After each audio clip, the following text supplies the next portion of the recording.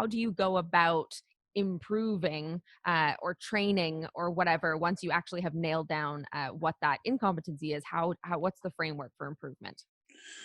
Well, let's talk about the coaching, right? So you just raised something really interesting there, is that your role as a manager or as a coach or as sales enablement or whatever it is to identify the unconscious incompetence.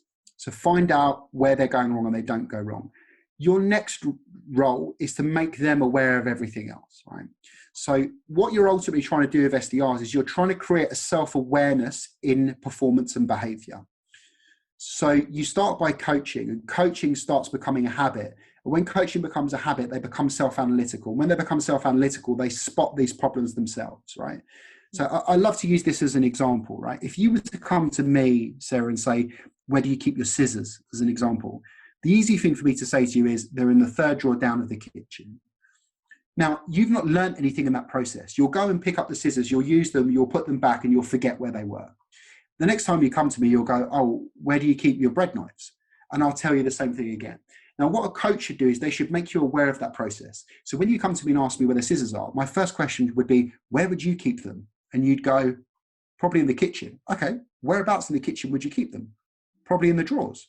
Which drawer would you keep them in, Sarah? I'd keep them in the third drawer. Okay, go and have a look. And then you go there and you've learned something along that way, right? So you through guided discovery, you've come up with that yourself. Now, the next time you ask me a question, where do you keep your bread knives? You'll say internally, you'll go, you know what Aaron's going to say? He'll say to me, where would you keep them? Where would I keep them? So you start coaching yourself, right? So with enough touch points and enough habit, you start getting reps self-aware of these unconscious incompetencies, and they start spotting them quicker. Now, when you think about that competency matrix, what you're looking to see is this, and this is typically the life cycle of learning in a competency, is that they don't know they've got a problem, then they realize they've got a problem, but then they catch themselves making that mistake.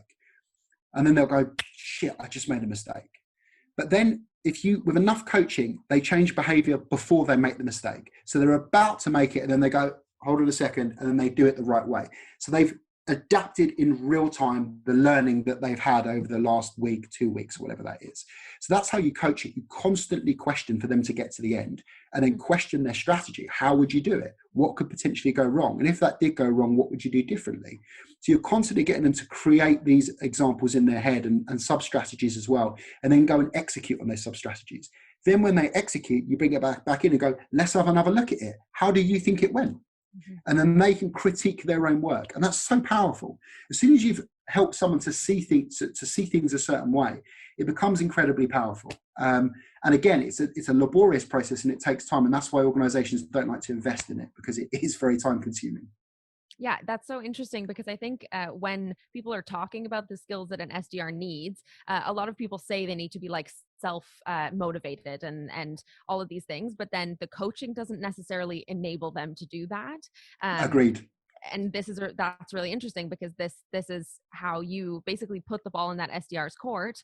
They learn much more by, as you're saying, kind of seeing the whole process and how you got to from point A to point B, instead of just saying like, this is how you should have done it. Then that's so difficult because they've got to kind of work backwards and figure out how to do that and change the behavior from deep down underneath. But by giving them that opportunity to work their way through it, you kind of Yeah. make them that self-motivated learner.